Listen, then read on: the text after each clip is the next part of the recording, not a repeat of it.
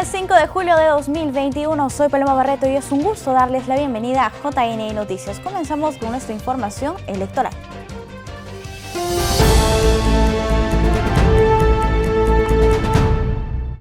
En este informe de la OMPE veamos cómo esta institución continúa con su labor educativa electoral a la población universitaria en diversas localidades del país.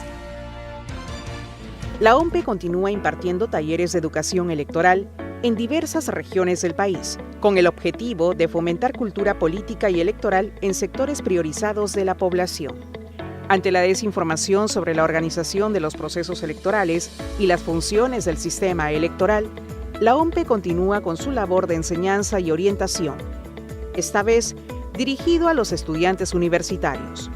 Es así como en el mes de junio los jóvenes de la Universidad Nacional de Cajamarca y de la Universidad Toribio Rodríguez de Mendoza en Chachapoyas participaron de manera virtual en los talleres que fueron brindados por los especialistas electorales.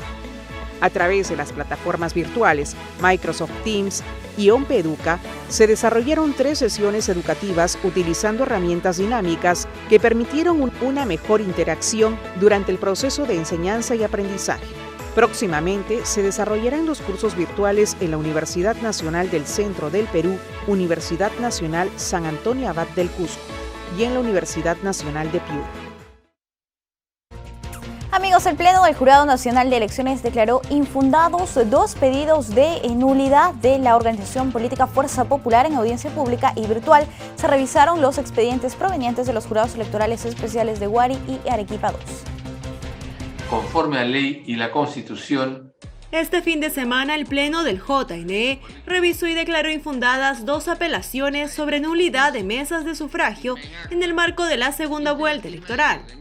En la audiencia se evaluó la apelación presentada por el partido Fuerza Popular contra la resolución de los jurados electorales especiales de Huari sobre la mesa de sufragio número 00-1907 y de Arequipa II sobre la mesa número 00-6129.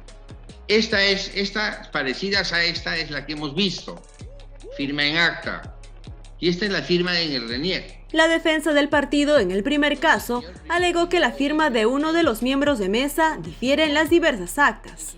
Sobre la siguiente resolución solicitó lo mismo porque no se consignó la suma de los votos emitidos en esa mesa. Por su parte, la defensa de Perú Libre pidió rechazar las apelaciones porque no hay motivaciones para alegar una presunta falsificación de la firma de uno de los miembros de mesa y porque la norma permite completar un acta cuando falta la suma de los votos. 3 de los 4 miembros del Pleno del organismo votaron porque se declare infundada la primera apelación. En cuanto a la segunda, votaron por unanimidad. Por otro lado, amigos, les contamos que desde su creación en 1931 el Jurado Nacional de Elecciones llevó adelante 18 elecciones para la Presidencia de la República como un organismo comprometido con el fortalecimiento del sistema democrático y bajo los principios rectores de imparcialidad, independencia, transparencia y eficacia. Bajo principios de imparcialidad, independencia, transparencia y eficacia, el Jurado Nacional de Elecciones desarrolló 18 elecciones presidenciales en sus 90 años de existencia. Tales comicios hicieron que la primera magistratura del Estado llevara a 11 ciudadanos al sillón presidencial. En cuanto a elecciones de representantes para el Poder Legislativo, el JNE desarrolló 36 procesos en total. De este número, 12 corresponden para diputados e igual número para senadores. Entre los años 1936 y 1990, la labor de la entidad electoral a lo largo de su historia también se concentró en diversas elecciones regionales, municipales, provinciales, distritales, complementarias y consultas de revocatoria del mandato de autoridades municipales. Cabe precisar que el JNE fue creado el 26 de mayo de 1931 y desde la promulgación de la Constitución de 1993, la entidad conforma el sistema electoral conjuntamente con la Oficina Nacional de Procesos Electorales y el Registro Nacional de Identidad y Estado Civil. Vamos a cambiar el ángulo de la información. La presidenta del Congreso de la República, Mirta Vázquez, calificó desde el punto de vista legal como improcedente la solicitud de auditoría a la Organización de Estados Americanos de los comicios presidenciales. Sobre el pedido, la Organización de Estados Americanos para efectuar una auditoría a la segunda vuelta presidencial, se pronunció la presidenta del Congreso, Mirta Vázquez, calificándola de absolutamente improcedente. Es así que desde el punto de vista legal, la titular del Congreso sostiene que al no presentarse ninguna prueba objetiva de alguna irregularidad supuestamente cometida durante los comicios del pasado 6 de junio, el pedido no es viable. Vázquez señaló que al ser el Jurado Nacional de Elecciones la máxima autoridad electoral en el país, aún se debe esperar el pronunciamiento final. Así también remarcó que los organismos internacionales no pueden intervenir en asuntos internos de Estado. Cabe resaltar que previamente las comunidades internacionales representadas por la Organización de Estados Americanos expresaron su respaldo al sistema electoral de nuestro país y coincidieron en afirmar que los comicios se celebraron de manera justa y democrática. Y el próximo lunes 12 de julio, el Jurado Nacional de Elecciones realizará la convocatoria al proceso electoral de consulta popular de revocatoria de autoridades regionales y municipales. Los detalles en la siguiente nota. El pasado 3 de julio de 2021 venció el plazo para la presentación de observaciones y tachas a las listas de padrón inicial para la consulta popular de revocatoria de autoridades municipales, provinciales, distritales, así como regidores del periodo 2019-2022. De acuerdo al cronograma electoral aprobado por el Jurado Nacional de Elecciones a través de la Resolución 94-2021 JNE del 12 de enero del año en curso, la publicación del padrón de electores se realizó entre el 26 de junio al 3 de julio de 2021. Para ello, se realizó la verificación domiciliaria y las actividades de georreferenciación con el objetivo de ejercer la veeduría ciudadana y actualizar el padrón electoral. Se tiene previsto que para el 12 de julio el JNE realice la convocatoria de consulta popular de revocatoria prevista para el 10 de octubre de 2021. Por su parte, el RENIEC procederá a la remisión del padrón electoral preliminar al JNE y a la OMPE el 19 de julio para su aprobación a cargo del Jurado Nacional de Elecciones. Debemos precisar que el proceso de revocatoria procede una sola vez en el periodo de mandato y la consulta se realiza en el tercer año del mandato para todas las autoridades. Debido al estado de emergencia sanitaria por la COVID-19, el JNE prorrogó el calendario electoral y reprogramó el proceso de revocatoria de autoridades regionales y municipales para el 10 de octubre del presente año. La OMPE, por su parte, puso a disposición de diversas organizaciones políticas el sistema de notificaciones electrónicas con el fin de mantener una comunicación fluida sobre diversos aspectos del proceso electoral con los partidos políticos. Veamos. La OMPE recuerda que tiene activo el sistema de notificaciones electrónicas SISEN para que los candidatos y las organizaciones políticas que participaron en las elecciones generales 2021 puedan acceder a una cuenta con reserva y seguridad, mediante un servicio gratuito con acceso en línea durante las 24 horas del día, los 7 días de la semana. Para acceder al servicio, se debe presentar una solicitud de asignación de casilla electrónica que debe ser ingresada a la mesa de partes virtual o en la mesa de partes presencial de la sede central de la OMPE o en las 19 oficinas regionales de coordinación. A través de este sistema se pueden conocer de forma rápida los actos administrativos de competencia del organismo electoral. También recibir documentos con firma digital, los cuales otorgan integridad y validez jurídica. En el marco de las últimas elecciones generales, las organizaciones políticas tienen plazo hasta el 31 de julio para presentar, a través del SISEN, su información financiera anual correspondiente al año 2020.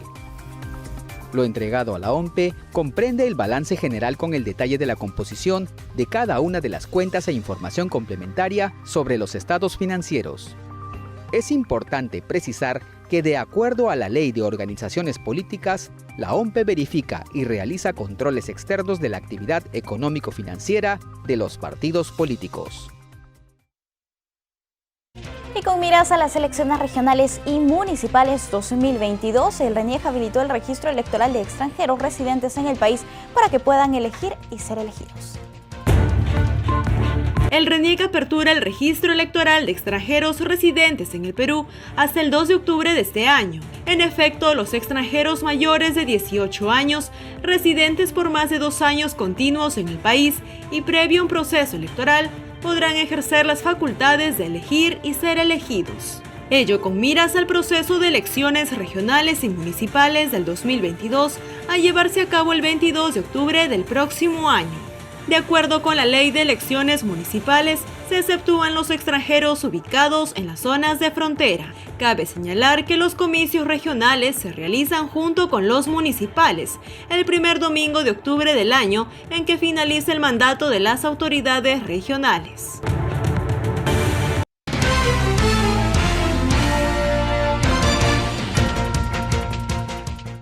Amigos, es momento de una entrevista. Vamos a hablar sobre la labor del Jurado Nacional de Elecciones en las audiencias sobre apelación de nulidad de actas de las elecciones generales 2021. Hoy nos encontramos con el vocero del máximo ente electoral. Se trata de Luis Alberto Sánchez. ¿Cómo está, señor Sánchez? Muy buenos días, bienvenido. Buenos días, Paloma, gracias. No, usted las gracias por acompañarnos. Coméntenos, por favor, cuál es el actual estado del proceso electoral. ¿En qué momento nos encontramos? Bueno, ya nos encontramos en la recta final del proceso electoral, del cronograma electoral que corresponde resolver en apelación en última instancia los pedidos de nulidad que se han generado después de la fecha de elección de segunda vuelta el 6 de junio. Ha sido un bloque de numerosas nulidades, tanto en primera como en segunda instancia, que no han tenido precedentes y que actualmente el Pleno viene resolviendo de forma ininterrumpida. Bien, señor Sánchez, si podemos revisar la cantidad de expedientes que han revisado los jurados electorales especiales y también el Pleno del Jurado Nacional de Elecciones. Está bien. Sí, tenemos un cuadro que lo vamos a ver en este momento en pantalla y dice el estado de apelaciones ante el JNE. Inicialmente, ¿cuántos pedidos de nulidad se interpusieron? Bien, lo que señala la ley es que después de la fecha de elección del 6 de junio, se pueden presentar recursos o pedidos de nulidad. En primera instancia a los jurados electorales especiales. Se han recibido a escala nacional en los 60 jurados un total de 1.088 pedidos de nulidad, que engloban tanto aquellos que se han presentado tanto dentro como fuera del plazo. Dentro del plazo efectivamente han sido 281, es decir, hasta el día miércoles 9 de junio a las 8 de la noche, plazo que ha quedado ya incluso reiterado por el actual Pleno del Jurado Nacional de Elecciones.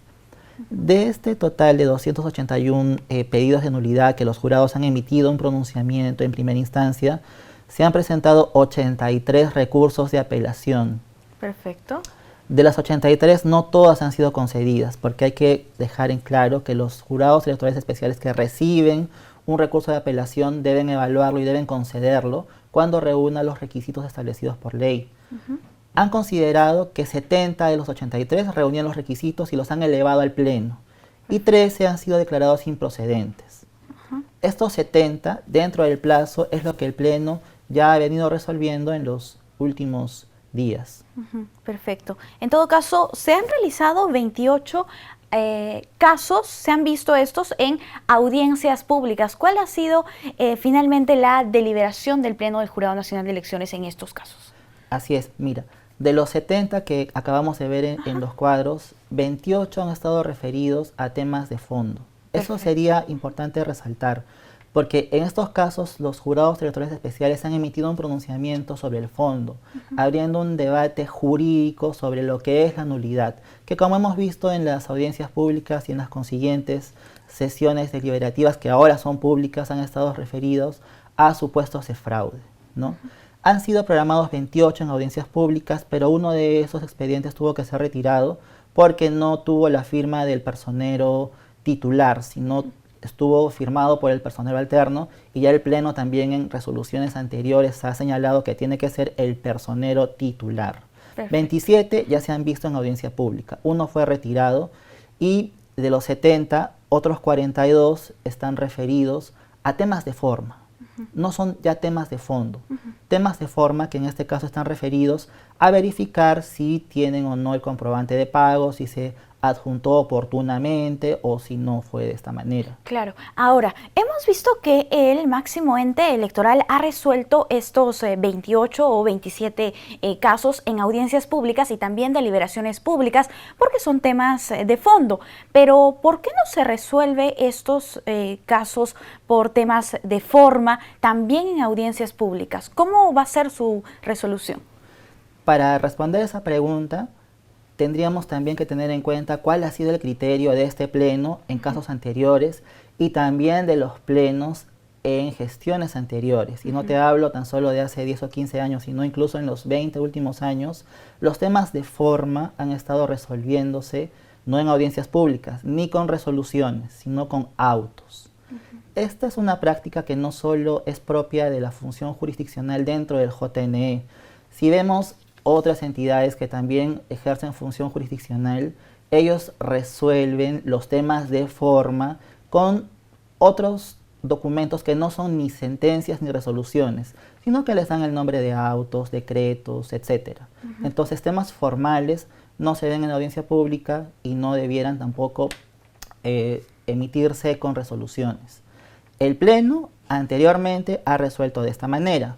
Entiendo que de ahora a futuro lo que queda de los expedientes va a tener que seguir ese criterio, salvo que el Pleno ahora indique cosa distinta, cosa que particularmente lo dudo por el criterio ya establecido anteriormente. Ese criterio que indicas y esa emisión de autos ya se consideraría como jurisprudencia en todo caso. Así es, ya es un criterio jurisprudencial de este Pleno y en sí del jurado en los plenos anteriores de por lo menos 20 años. Perfecto. ¿En cuánto tiempo podría el Jurado Nacional de Elecciones emitir estos autos que indicas?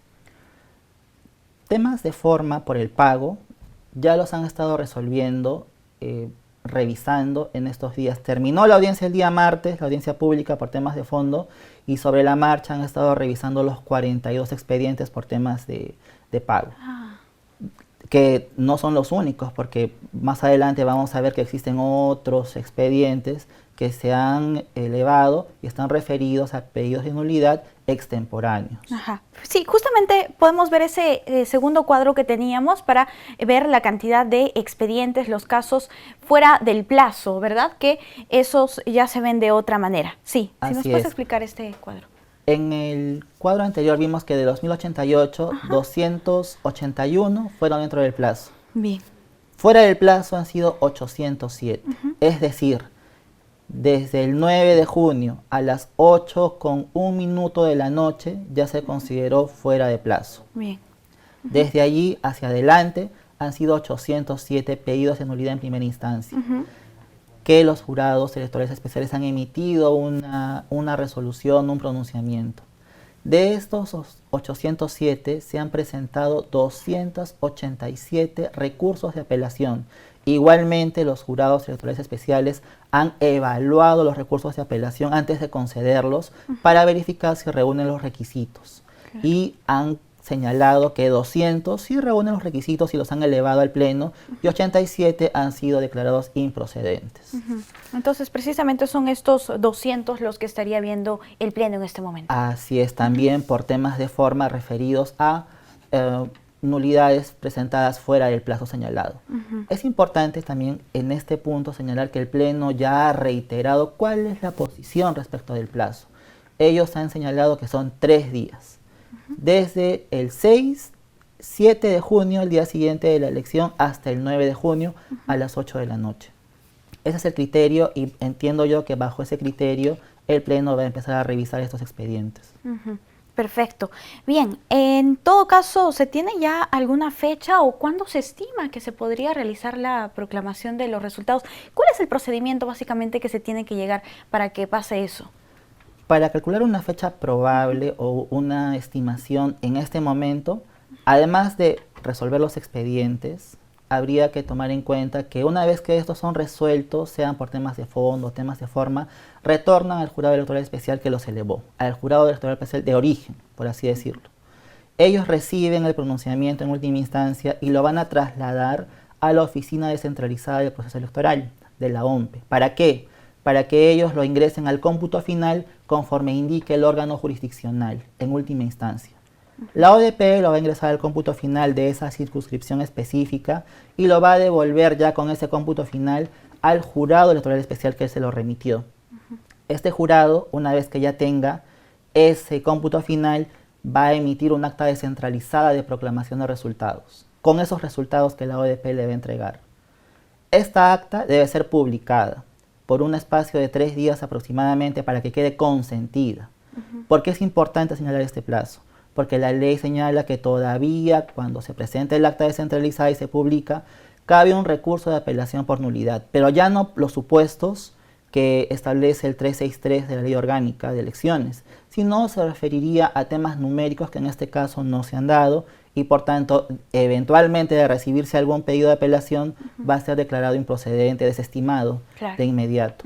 Pero es el plazo que la ley establece que debe quedar consentida. Entonces, haciendo este cálculo de los 3 días que los jurados tienen que tener publicada el acta descentralizada, por ejemplo, revisamos el acta que ha publicado Trujillo, que es uno de los primeros jurados que empezó a realizar las actas, el 23 de junio. Si revisamos en la plataforma electoral, vemos por tipo de expediente, proclamación de resultados en el jurado de Trujillo, vamos a ver que ellos ya emitieron una resolución que quedó consentida, la proclamación que hicieron el 23. Y eso van a tener que hacer cada uno de los jurados electorales especiales. Son 60. Son 60. A la fecha, al día de hoy, lo han hecho 32. Los 28 que quedan tienen que hacer el mismo procedimiento. Entonces, calculados estos plazos aproximados y también teniendo en cuenta que una vez que todas las actas descentralizadas sean elevadas al Pleno, al Jurado Nacional de Elecciones, para emitir el acta general de proclamación de resultados también debe transcurrir un plazo para que quede consentida. Entonces, lo que trato de decir es que para calcular la fecha de proclamación hay que tener en cuenta estos pasos previos que todavía están pendientes referidos a la resolución propia de los expedientes, a la coordinación de los jurados y las ODPs y también al plazo para que sus actas descentralizadas queden consentidas. Es que hemos señalado que esperamos no exceder de la quincena de julio para tener todos los elementos necesarios que permitan al jurado elaborar el acta general de proclamación de resultados. Perfecto. En todo caso hay que esperar todavía a que cada jurado electoral haga esta proclamación de manera descentralizada. Tenemos 32 hasta el momento. Vamos a ver cómo avanzamos en los próximos días. Permíteme, Luis, por favor, regresar al tema anterior para que quede esto claro. En audiencia pública, ¿se va a revisar algún tema de forma o ya no se va a ver de manera en ese sentido? La práctica anterior de este pleno y de anteriores es no revisarlos en audiencia pública, es resolverlos con autos, sin previa audiencia. Bien, perfecto. Luis, y ya para finalizar con la entrevista es necesario reiterar el compromiso y traer a colación las palabras del presidente del Jurado Nacional de Elecciones, quien ha dicho que para el 28 de julio vamos a tener nuevo presidente de la República. Así es, Paloma. Yo también quisiera precisar algo que es muy importante. Para que el cumplimiento de esos objetivos que estamos señalando y que por los cuales el Pleno, los jurados electorales especiales y el equipo que ve la función jurisdiccional, que es Secretaría General, que viene trabajando incansablemente y pueda seguirla haciendo, es que tanto el quórum del Pleno como los jurados electorales especiales no se vean afectados por ningún hecho, por ninguna acción, que puedan trabajar de forma ininterrumpida. En este momento, que se produzca un hecho, que se suscite algo que interrumpa sus funciones, sí significa algo, una paralización importante en las funciones. Lo que se quiere es que sigan trabajando como lo vienen haciendo hasta ahora, de manera incansable, ininterrumpida, para alcanzar los objetivos que nos hemos trazado y que además la ciudadanía en general lo requiere así. Es necesario en todo caso que se garantice la tranquilidad y la impartición de la justicia electoral en este momento tan importante, tan delicado también para nuestro país. Así es. Muchísimas gracias por acompañarnos. A ti, Paloma. Ha sido un gusto conversar contigo. Amigos, hablamos sobre la labor del Jurado Nacional de Elecciones en las audiencias sobre apelación de nulidad de actas observadas de las elecciones generales 2021. Vamos a hacer una pausa. Volvemos.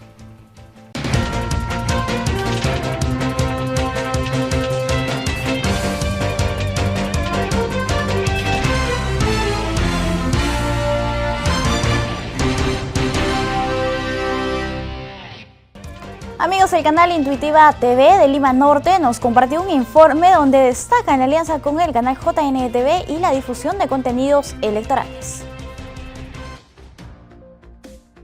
El Jurado Nacional de Elecciones TV, ahora canal aliado, cuyo contenido electoral será retransmitido por Intuitiva TV. Con esta alianza informativa, los vecinos de Lima Norte estarán más cerca de la información electoral, así como del mismo Jurado Nacional de Elecciones. Para los televidentes, Intuitiva TV va a tener mucho impacto porque definitivamente el objetivo creo que es mantenernos informados, ¿no? Entonces, al haber esta alianza, creo que en sí vamos a tener una mayor amplitud de información por parte de ustedes y también por parte de nuestra programación, que en realidad nos va a favorecer a nosotros como canal, pero en beneficio más de los ciudadanos. Por su parte, Armando Ábalos, productor general del canal Jurado Nacional de Elecciones, informó sobre los detalles de esta alianza informativa. Es una alianza importante en el sentido que puede llevar a un lugar, a unos espacios donde no podíamos llegar todavía, que es todo el cono norte de Lima, para llegar a un público que necesita de temas de educación electoral, que ahora vemos, hay muchos términos que a veces ahora, con esta situación de la coyuntura, son nuevos, como es importante que el televidente conozca para tener bien informado y alejarse de las noticias falsas que tanto daño hacen a la democracia, a nuestra situación como país, ¿no? De lunes a viernes a las 11 de la mañana nos acompañará el JNE-TV con contenidos electorales. Intuitiva, a través de esta alianza informativa, Intuitiva va a empezar a difundir algunos de los programas que tenemos al aire, por ejemplo el noticiero JN Noticias, que se emite todos los lunes, de lunes a viernes a partir de las 11 de la mañana, y también el noticiero JN Regional, que es un noticiero que tenemos que permite no solamente informar de temas culturales y electorales, sino también de información cultural, información de las regiones, y donde participan muchos canales del interior del país.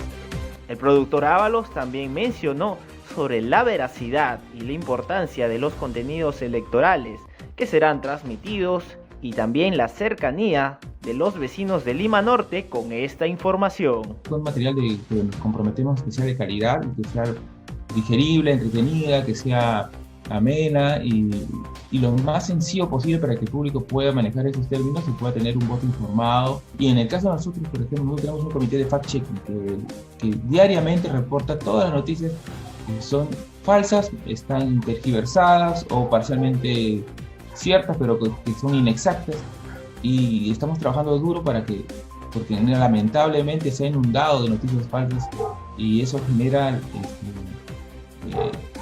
zozobra, genera incertidumbre. Ya lo sabe, de lunes a viernes a través de Intuitiva TV podrá tener alcance a este contenido electoral.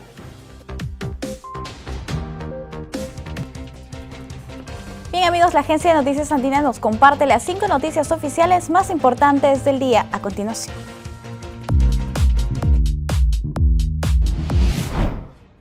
La presidenta del Consejo de Ministros, Violeta Bermúdez, señaló que todo gobierno puede trabajar con transparencia y honestidad al saludar al Ministerio de Vivienda, Construcción y Saneamiento por haber obtenido el ISO antisoborno. Bermúdez señaló que esta certificación es muestra de una gestión limpia, ética e íntegra. Un total de 4.248.652 personas entre 12 y 19 años serán vacunadas contra el COVID-19 en el Perú, tras ser incorporados en el proceso de vacunación contra el coronavirus, informó el Ministerio de Salud. El gobierno inaugura hoy en la región Junín el primer centro macrorregional de pronóstico hidrometeorológico e innovación que generará información técnica especializada del tiempo, clima y agua para las regiones de Huancavelica, Junín, Pasco, Huánuco y Ayacucho. Un sismo de magnitud 4.5 con una profundidad de 27 kilómetros se registró esta madrugada en la región Ica. El Centro Sismológico Nacional del Instituto Geofísico del Perú, IGP, informó que el temblor se produjo a las 3:03 horas. Perú enfrenta hoy a Brasil por un lugar en la Copa América. El partido se juega desde las 18 horas en el Estadio Olímpico Nilton Santos.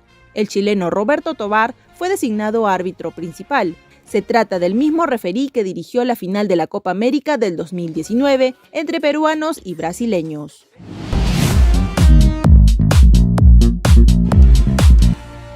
El Congreso de la República aprobó por mayoría un proyecto de ley que establece las regulaciones que deberá cumplir el Estado para contratar espacios publicitarios en medios de comunicación.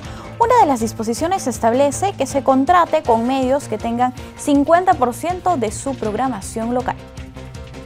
Con 88 votos a favor, 0 en contra y 13 abstenciones, el Pleno del Congreso aprobó modificar la Ley de Publicidad Estatal, orientada a distribuir el presupuesto estatal de manera más equitativa a favor de los medios de comunicación local y regional del país. Así se establece que las entidades del Estado que contraten con los medios privados deben darle prioridad a aquellos medios de los distritos, provincias y regiones con una programación local no menos de un 50%. En tanto, el Estado en sus diferentes niveles de gobierno puede contratar publicidad sin cargo ni cobro de comisiones a través de medios de comunicación habilitados y de manera directa. Se añade que para la selección de los medios de difusión a contratar se deberá tener en cuenta los siguientes criterios: público objetivo, cobertura, duración de la campaña, equilibrio informativo, impacto de la campaña, precio, localidad de los medios y vigencia de autorización del Ministerio de Transportes. Se prohíbe que las empresas especializadas en elaborar la pauta de los avisos cobren pagos adicionales como comisión de servicio a los medios de comunicación contratados para pasar los avisos de la publicidad estatal. Y el Ministerio de Salud aprobó una resolución ministerial que permitirá incluir en el proceso de vacunación contra la COVID-19 a las personas que tengan más de 12 años de edad. Mayores de 12 años son incorporados en el plan de vacunación contra el COVID-19. El ministro de Salud, Óscar Ugarte, señaló que el avance científico ha permitido comprobar que existen vacunas que han demostrado ser eficientes, seguras y de calidad cuando se aplican en estas personas. Se informa que desde hoy la población objetivo a vacunar considera a 4.248.652 personas de entre 12 y 19 años, con lo que el denominado Plan Nacional Actualizado de Vacunación contra el Coronavirus incorpora ahora a 27.244.203 personas. La resolución señala además que el nuevo rango de edad será protegido teniendo en cuenta los mismos criterios que para el resto de personas, es decir, serán programados conforme a su edad o permanencia a grupos de alto riesgo o vulnerabilidad. En ese sentido, el ministro Ugarte ha adelantado que los primeros en ser vacunados en este rango de edad serán quienes tengan comorbilidades. El cronograma de vacunación será anunciado en los próximos días.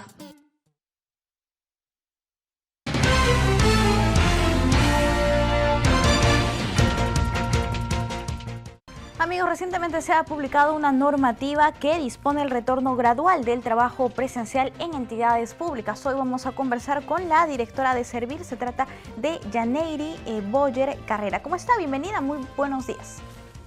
Muy buenos días, muchas gracias por la invitación. A usted las gracias por acompañarnos. Coméntenos, por favor, respecto a esta disposición del retorno al trabajo presencial. Sí, claro, es una disposición que tiene que ser leída de forma conjunta, ¿ya? Y lo explico de la siguiente forma. Hace poco se ha aprobado en el Congreso de la República una norma sobre un proyecto de ley sobre trabajo remoto que todavía está en proceso de publicación, ¿ya? Ha sido una norma trabajada por el Congreso que en coordinación con Servir. Entonces, ¿por qué lo digo de forma conjunta? Por lo siguiente. Este decreto de urgencia lo que permite son dos cosas. Uno, ampliar el trabajo remoto hasta fines de año por pandemia, ¿no? Por pandemia, y en ese sentido permitir a los servidores públicos y a las entidades y a los servidores públicos que sigan en remoto, que pueda existir la reconversión de funciones excepcional, la reconversión excepcional de funciones, y además permite que los servidores públicos puedan empezar a recuperar horas que están debiendo al Estado porque se les dio licencia con goce de haber, perdón. ¿no? Entonces, este CDU les permite eso. ¿Ah? Entonces, y eso es muy importante porque no estaba habilitada la posibilidad que ellos pudieran ya hacer ese tipo de recuperación de horas más allá de temas de capacitación, ¿de acuerdo? Entonces, por eso el CDU es muy importante. Pero una segunda parte del CDU establece que las entidades, que una facultad, una posibilidad para que las entidades puedan requerir a los servidores públicos, servidores y servidoras, que estén ya vacunados con las dosis completas, previo examen médico y preservando todas las medidas de seguridad que prevé el estado de emergencia, como por ejemplo la distancia social, que puedan retornar, ¿ya? Retornar a hacer, por ejemplo, trabajo mixto. ¿Por qué? Porque hay algunas funciones, hay algunos servidores públicos que tienen funciones que no pueden hacerse en remoto, ¿no? Entonces estos servidores públicos están debiendo muchas horas al Estado y sería complicado que se les sigan acumulando. Y además también la propia administración pública necesita para desarrollar actividades que puedan ser más operativas, y por eso es importante darles esa posibilidad. Claro. Pero, ojo, salvaguardando las condiciones de salud. Bien, primero, para incidir en el tema de la recuperación de horas, existen servidores que deben horas desde el año pasado, en los meses de marzo, abril, mayo, que se paralizó completamente el trabajo, de repente por el tema de la pandemia. ¿Esta recuperación de horas tiene que ser necesariamente de manera presencial o también es virtual o mixta? Como bien señalas, este decreto de urgencia permite que la recuperación de horas pueda ser también virtual o mixta. Antes, con la normativa anterior, solo se podía hacer recuperación de horas de forma presencial, por una sencilla razón, que cuando se aprobó el decreto de urgencia, creo que es el 026, que aprobó este trabajo remoto, estaba pensado para que el estado de emergencia durase de forma acotada unos pocos meses, ¿no? Sí. Entonces, pero como se ha ido prolongando, es precisamente por eso que este DU permite hacer recuperación en forma mixta o en forma remota. Perfecto. Ahora, en el caso de los trabajadores que ya han recibido las 2 dosis, sea la edad que tengan, ya pueden retornar al trabajo presencial si es que el empleador así lo necesitara. Sí, digamos, esto, yo creo que aquí quiero resaltar dos ideas, ¿verdad? Que tenemos que articular las necesidades del Estado en términos de prestar servicios a las personas, ¿no? Con el derecho fundamental a la salud de los servidores públicos, ¿no? Y en ese sentido, las entidades públicas están teniendo necesidades, ¿no? Con mayor razón en un contexto de pandemia, con mayor razón en un contexto en el que el Congreso fue cerrando posibilidades de contratación, ¿no? Entonces, eso se está articulando con el derecho fundamental a la salud, con la protección a los trabajadores públicos, y canalizándose en esta disposición. Es decir, que es facultativo, una posibilidad de las entidades, no es obligatorio, y dos, bajo estrictas condiciones de salud, o sea, que esté acreditado, que tiene su vacunación completa para empezar, ¿no? Bien, en ese sentido, las instituciones públicas están en la obligación de brindar algún tipo de equipamiento a sus trabajadores en el marco de la pandemia. Claro que sí, tiene que darle los equipos necesarios y precisamente este DU permite ampliar facultades a las entidades públicas, porque recuerden, paréntesis, muy importante, que todo tipo de ejecución presupuestal requiere una habilitación expresa. Entonces, este DU permite a las entidades públicas continuar, ¿no? Continuar financiando estos instrumentos, estos CPP, los instrumentos de protección para los servidores y servidoras públicas. Y el tema de las pruebas para descarte de COVID-19 también está incluido. Podría hacerlo la entidad pública de acuerdo a su presupuesto. Perfecto. ¿Cuáles son los otros aspectos que implica esta norma que señala? Sí, una de las cosas importantes que tenemos que tener claridad previa es la posibilidad de hacer trabajo mixto, ¿ya? Y creo que aquí se está resaltando en esta norma de que, digamos, que las entidades puedan permitir a los servidores que hagan trabajo presencial y trabajo, o sea, una mezcla entre presencial y remoto, ¿no? Lo segundo que se está resaltando es la posibilidad de la reconversión o la asignación excepcional de funciones. Es decir, que una persona, no sé, pues una secretaria pueda ser operadora telefónica desde su casa, ¿no? Porque no, y está reconvirtiendo esa función de forma excepcional para que pueda hacer trabajo remoto y ponerla a salvo. Creo que lo segundo que es importante tener en consideración en esta norma es que amplía los supuestos de capacitación. Es decir, el servidor y servidoras públicos pueden también recuperar horas a través de capacitación. Pero la capacitación en un primer momento en una norma anterior era muy, muy acotada. Ahora es muchísimo más amplia, ¿no? Bastaría con el visto bueno de la Oficina de Recursos Humanos, o sea, en el caso en que el servidor se busca su propia capacitación y él mismo la financie, ¿no? O que la Oficina de Recursos Humanos pueda programar. Entonces, en tema de la recuperación de horas, este decreto de urgencia, da mayores posibilidades a los servidores públicos para que puedan, digamos, cumplir y luego tampoco no tengan problemas con control gubernamental, ¿no? Con Contraloría en términos del control posterior, ¿no? Entonces, sí es importante esta medida complementaria. Y quería agregar, antes que se me olvide, que este DU tiene que ser leído necesariamente con esta norma del Congreso que está por publicarse.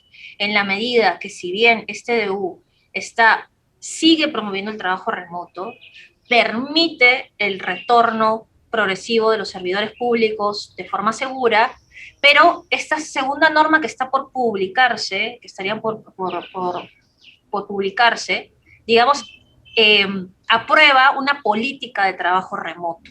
Es decir, las entidades públicas podrían contar dentro de su plantilla con personal que esté en trabajo remoto y en trabajo presencial, de acuerdo a la reglamentación que Servir ya está preparando. Entonces, es decir, después de esta pandemia, en materia de formas de trabajar en el Estado, no deberíamos volver a ser los mismos, ¿no? Sino que, porque el trabajo remoto nos está evidenciando que es posible ahorrar costos, ahorrar en traslados, poder trabajar desde cualquier lado, conciliar trabajo y familia, ¿no? Y entre otras ventajas, también tiene algunas cosas que estamos estudiando algunas desventajas que estamos estudiando para menguarlas, pero, digamos, tiene muchas ventajas que es importante capitalizar para seguir mejorando el servicio civil. Para redondear, en todo caso, ya el trabajo no será como antes, netamente presencial, digamos, sino que se abre la puerta y la posibilidad de tener este trabajo mixto, este trabajo remoto también en el Estado, pero que sea finalmente en beneficio o en servicio de la sociedad. Así es, porque, o sea, siempre tenemos que tener presente que el Estado, bueno, las entidades públicas tienen un rol, que es satisfacer los intereses generales de todos, todas, ¿no? Y es en ese sentido que hay que evaluar, ellos tienen que evaluar planificando la mejor forma de hacerlo, disponiendo los recursos humanos que tienen, ¿no?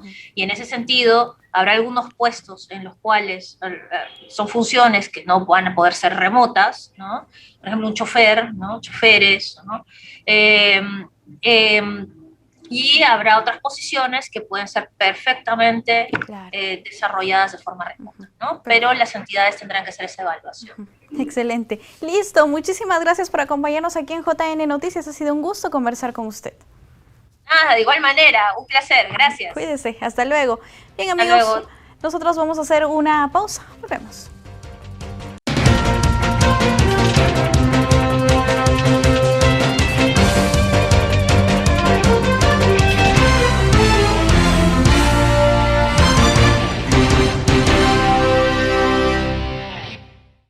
Amigos, estamos de vuelta. Muchas gracias por continuar con nosotros. El Ministerio de Desarrollo e Inclusión Social nos muestra a continuación las noticias más importantes de su sector. Veamos. En este instante presentamos el informativo Midis. ¿Cómo están? Hoy es lunes 5 de julio del 2021. Estas son las principales noticias. el MIDIS realizó el lanzamiento del tambo bicentenario Lindapampa, ubicado en el centro poblado Juan Velasco Alvarado en el distrito de Andabamba, en Huancavelica. Mediante este tambo se acercarán servicios priorizados del Estado para la atención de 2.500 personas.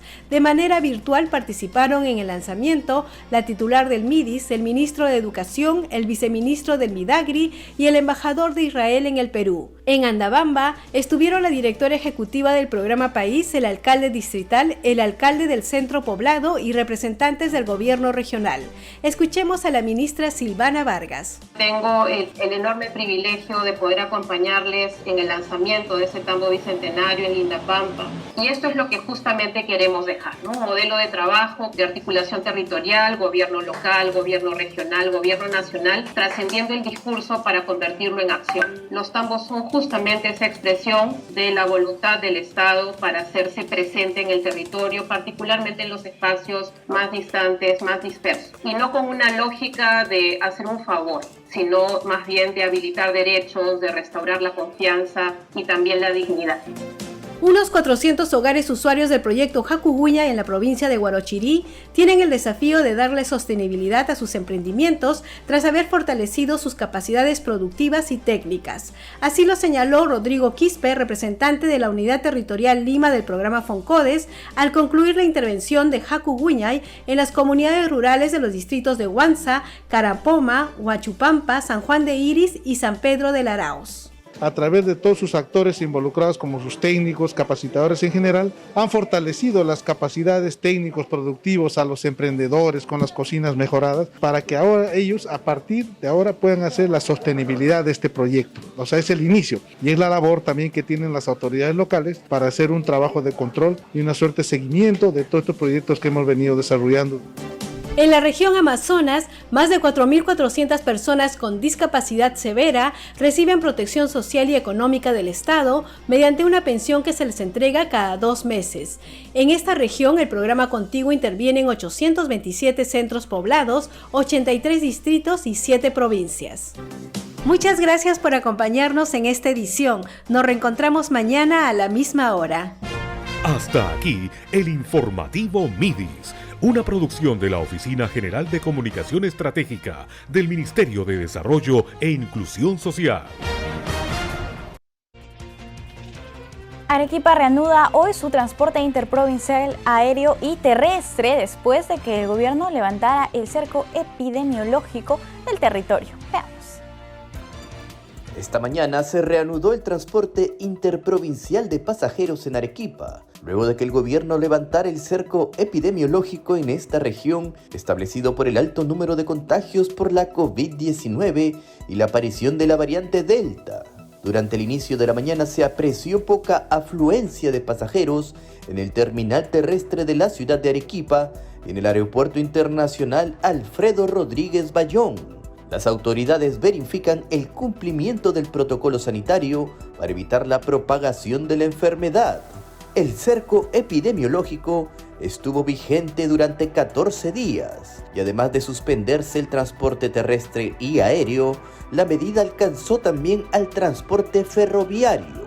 Sin embargo, 6 provincias arequipeñas, Camaná, Arequipa, Castilla, Cayoma, Carabalí e Islay, mantienen la condición de alerta extrema ante la COVID-19, debido a que aún registran un alto número de casos de la enfermedad. En estas jurisdicciones seguirá vigente la reducción de aforos, toque de queda desde las 9 de la noche hasta las 4 de la mañana y los domingos habrá inmovilización social. Y por otro lado, nuestro canal aliado TV Cosmos nos informa que la Oficina Nacional Previsional retomó la atención presencial en sus oficinas con los respectivos protocolos de bioseguridad. Veamos. El jefe de la Oficina de Normalización Previsional, Víctor Hugo Montoya, llegó a la ciudad de Trujillo para la reapertura del centro de atención de manera presencial, después de más de un año cerrado por la pandemia. Se implementaron varias zonas, algunas de estas los módulos de autoservicios, para que los pensionistas tengan acceso a sus boletas, además de una mesa de información. En efecto, sí hemos visto que la forma que debe atenderse se basa en tres grandes etapas, ¿no? La primera es que hay cosas muy sencillas, trámites muy sencillos como sacar su boleta, por ejemplo, que lo puede ser el mismo pensionista, y hemos hecho una especie de módulos que ya conocerán más adelante, que es una zona de autoatención, con parecía un cajero automático, donde uno va a sacar la boleta y es fácil de atenderse. Otra zona que sí, aquellas personas que requieran alguna atención, con todos los protocolos de bioseguridad van a tener asesoría previsional y van a poder hacer los trámites con las personas que están acá presentes. Montoya señaló que también se habilitó un espacio para que la gente disfrute de juegos, lectura, el cual forma parte del programa Yuyac, Casa del Pensionista. No venía a hacer a la ONP es trámites, sino pasarla bien en la ONP. Y hemos creado la que se llama Yuyac, Casa del Pensionista, un momento, un espacio para que la gente pueda disfrutar de clases, de danza, puede ser yoga, puede tener juegos, puede tener momento de biblioteca para que pueda leer, e incluso tenemos una sala de computación para que puedan llevar cursos, y es todo pensado en el pensionista de la ONP, ¿no? Informó además que la ONP no ha parado durante la emergencia sanitaria, pues se ha venido otorgando pensiones de manera virtual a través de reinvenciones.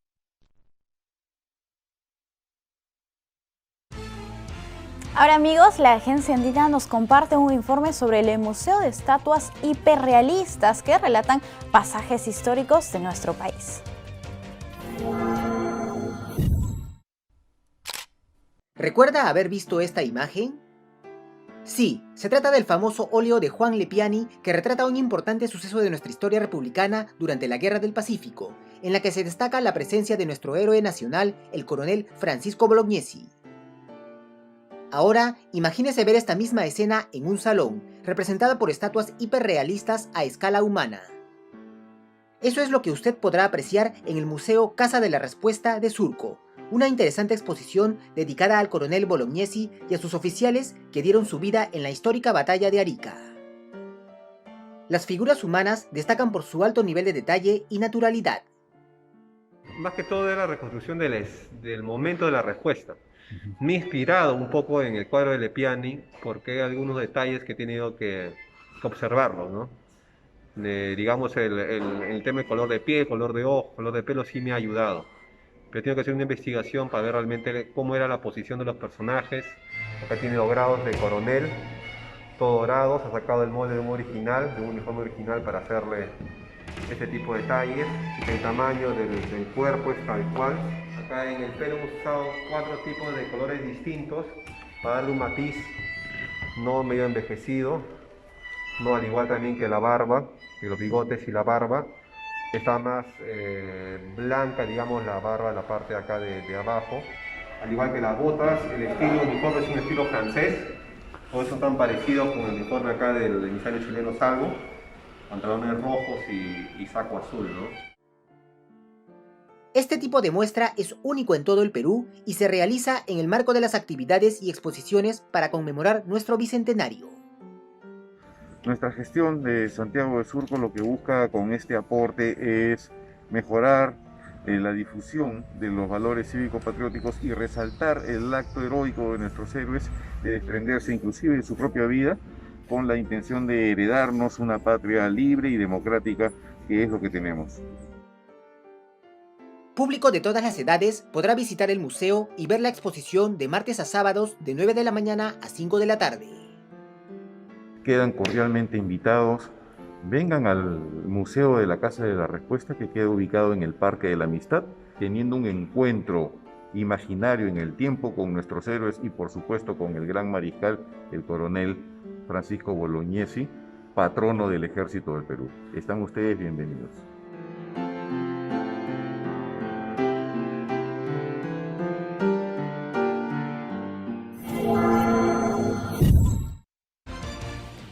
Amigos, ayer, 4 de julio, el pueblo estadounidense cumplió 245 años de vida independiente. El gobierno peruano, a través de la Cancillería, expresó sus saludos y felicitaciones al conmemorar su aniversario, como se puede leer en su cuenta oficial de Twitter, que vemos en pantalla. Señalan, el pueblo peruano reconoce el valioso aporte de este país a la promoción y protección de los principios democráticos, así como al progreso económico. El tuit de la Cancillería también indica que nuestro país aspira a continuar fortaleciendo sus relaciones con el gobierno norteamericano y agradece la valiosa cooperación otorgada en el marco de la emergencia sanitaria mundial ocasionada por la COVID-19. Feliz independencia, ciudadanos estadounidenses. Bien amigos, nosotros hemos llegado al final del programa, no tenemos tiempo para más. Muchas gracias por acompañarnos. Nos reencontramos mañana aquí en el canal 516 de Movistar TV y por supuesto en las redes del Jurado Nacional de Elecciones. Los dejamos con bellas imágenes de Ongoy en Apurímac. Permiso.